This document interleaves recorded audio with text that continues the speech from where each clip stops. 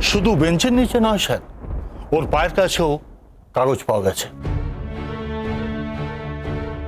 ও নিচের দিকে তাকিয়ে একবার ওই কাগজগুলোর দিকে তাকাচ্ছিল, দেখছিল আর লিখছিল। তাহলে আর আমার কিছু করার নেই। তাহলে আমি আসি স্যার, নমস্কার। স্যার প্লিজ প্লিজ আমাকে পরীক্ষাটা দিতে দিন। প্লিজ আমার ভবিষ্যৎটা এভাবে নষ্ট করবেন না স্যার। প্লিজ আমাকে পরীক্ষাটা দিতে দিন। এই পরীক্ষার জন্য আমি অনেক পড়াশোনা করেছি, অনেক লড়াই করেছি। প্লিজ আমাকে পরীক্ষাটা দিতে দিন। হ্যাঁ, আর সেই জন্যই বোধহয় ও এই ভুলটা করে ফেলেছে। আসলে ওর চ্যালেঞ্জ ছিল যে ক্লাসের সবাইকে টেক্কা দিয়ে ও একটা দুর্দান্ত রেজাল্ট করবে, আর সেই জন্যই বোধহয় এই ভুলটা হয়ে গেছে। ম্যাম, আপনি যখন আমার সম্বন্ধে কিছু জানেন না, তখন বারবার আন্দাজের উপর নির্ভর করে কোনো সম্ভাবনার কথা বলবেন না ম্যাম, প্লিজ। কিছু করার নেই। ইনভিজিলেটর যদি রাজি না হন, আমরা কিছু করতে পারি না। এবার তো আমাকে বেরোতে হবে স্যার। হ্যাঁ আসুন। সরি, একটা দুর্ঘটনা ঘটে গেল, আপনাকে ঠিকমতো আপ্যায়ন করতে পারলাম না। এটা তো আমাদের হয়েই থাকে, প্রত্যেক বছর কোথাও না কোথাও এরকমটা হয়। তাহলে আমি আসি।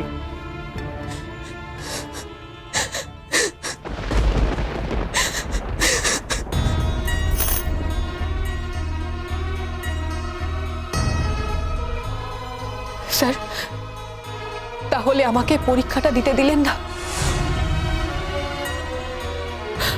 আমার জীবনের সমস্ত আশা আকাঙ্ক্ষা আপনারা এভাবে কেড়ে নিলেন। আমার জীবনের সব আলো আপনারা কেড়ে নিলেন স্যার। একজন শিক্ষক হয়ে একজন স্টুডেন্টের এত বড় ক্ষতি করতে পারলেন স্যার। স্যার, বলছিলাম যে আমি একবার ক্লাস ভিজিট করে বেরিয়ে যাব। আমি কি ক্লাস ভিজিট করতে পারি? হ্যাঁ নিশ্চয়ই নিশ্চয়ই, কেন পারবেন না? আপনার স্টুডেন্টরা আছে। তবে আপনার কথার জন্যই কিন্তু ইনভিজিলেটর তাঁর কথায় স্টিক করেছিলেন। আপনার কথাগুলো যথেষ্ট যুক্তিপূর্ণ। Thank you sir. আমি যেটা বিশ্বাস করি আমি সেটাই বলেছি আপনাকে। স্যার, সবার কথার যুক্তি খুঁজে পেলেন, শুধু আমার কথা বিশ্বাস রাখতে পারলেন না আপনি। আর এর জন্য যদি কিছু ঘটে যায়, তার দায়ভার কিন্তু আপনাদের নিতে হবে। তুমি কি আমাদের ভয় দেখাচ্ছ নাকি? আমি ভয় দেখালে কি আপনারা ভয় পেয়ে যাবেন ম্যাম?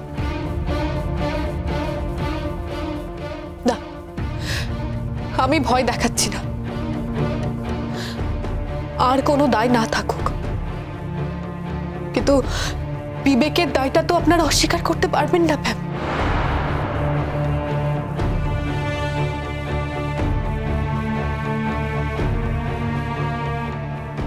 তুমি এখানেই থাকো, ঠিক আছে? আপনি যান, ওদের কলেজের ডিরেক্টর সেলে আমি আপনাকে ডেকে পাঠাবো। আচ্ছা স্যার, আসুন ম্যাম।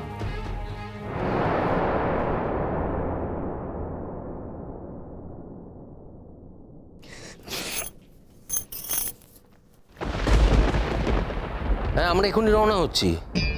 তুই ইমিডিয়েটলি চলে আয়। কোথায় আছিস তুই? হ্যাঁ, আমি কলেজেই আছি। কেন, এত বড় একটা ঘটনা ঘটলো কি করে? আমাদের কোনো রিপ্রেজেন্টেটিভ আজকে কলেজে নেই? আরে আমি কিচ্ছু জানি না। আমি কালকে গিয়েছিলাম বলে আজ আর যাইনি। ওকে তো ডিটেইন করে রেখে দিয়েছে। এখন আর কথা বলে সময় নষ্ট করার মতো সময় নেই। তুই তাড়াতাড়ি আয়। আমি যদি আগে পৌঁছই, আমি দেখছি আমি কি করতে পারি। চেষ্টা করছি মানে কি বাবা? What do you mean by that?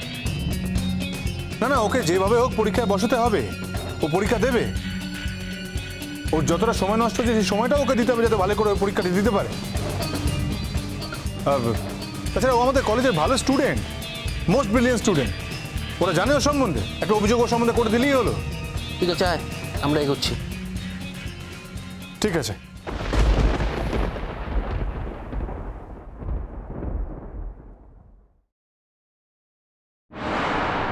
কি বললো শঙ্খ? কি আবার বলবে? বললো এরকম ঘটনা ঘটতেই পারে না, যেভাবে হোক পরীক্ষা দেওয়ার ব্যবস্থা করতেই হবে। এবার দেখি সবাই মিলে গিয়ে কি করতে পারি আমরা।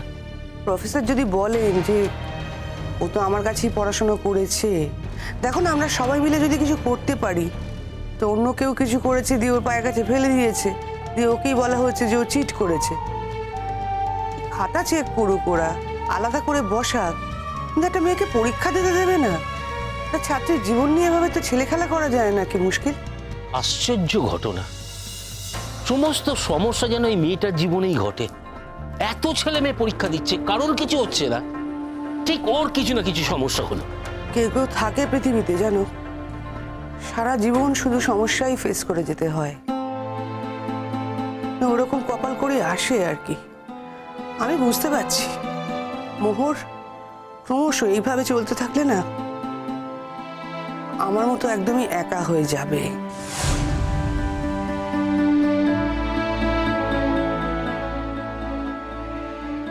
চলো এখন তাড়াতাড়ি বেরোতে হবে, এসো।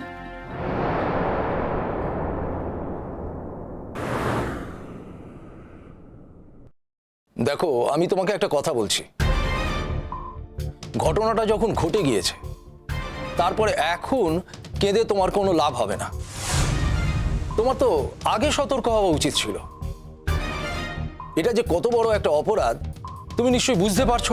তার মানে আপনিও বিশ্বাস করছেন স্যার যে আমি চিট করেছি, আমি মিথ্যে কথা বলছি?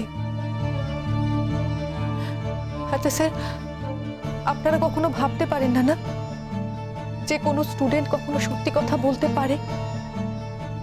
টিচাররা যা বলবে সব ঠিক, স্টুডেন্টের কথার কি কোনো ভ্যালু নেই স্যার? দেখো, এক্ষেত্রে তো আমাকে টিচারের কথাকেই মূল্য দিতে হবে। তার সঙ্গে তো তোমার কোনো ব্যক্তিগত শত্রুতা নেই, তিনি তো তোমাকে আগে থেকে চিনতেনও না।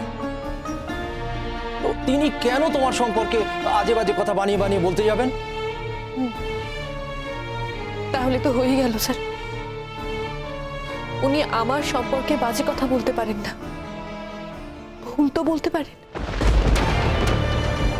একটা টিচার স্টুডেন্টের সম্পর্কে বাজে কথাও বলতে পারেন না, ভুলও বলতে পারেন না। কোনোটাই যখন বলতে পারেন না, তখন তো দোষ আমারই স্যার।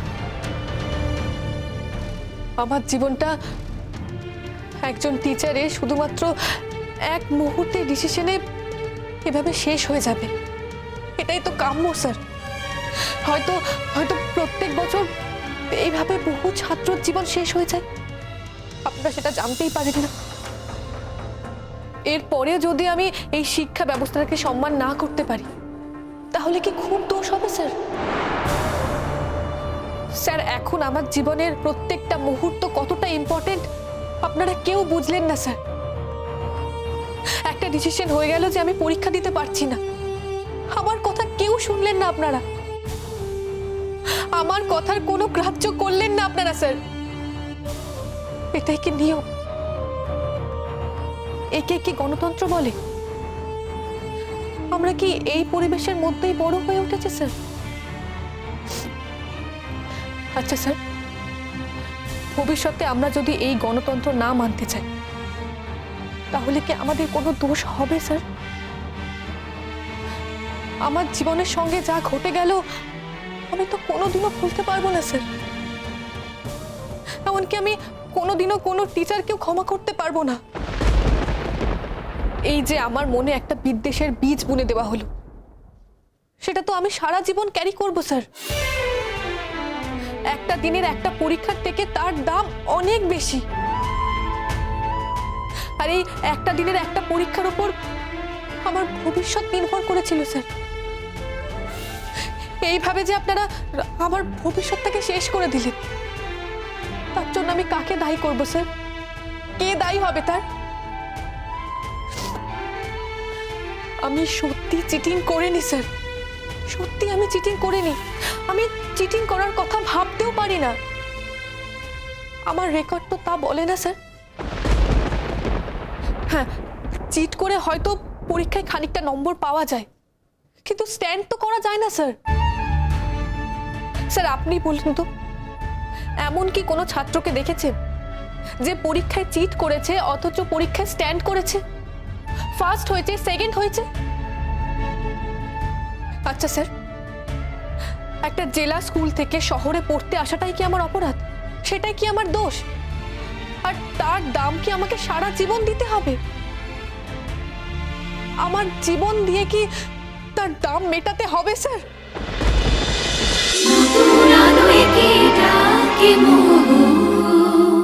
স্টার জলসার প্রিয় শো দেখার জন্য সাবস্ক্রাইব করুন আমাদের ইউটিউব চ্যানেলে এবং আপডেটেড থাকার জন্য প্রেস করুন বেল আইকন।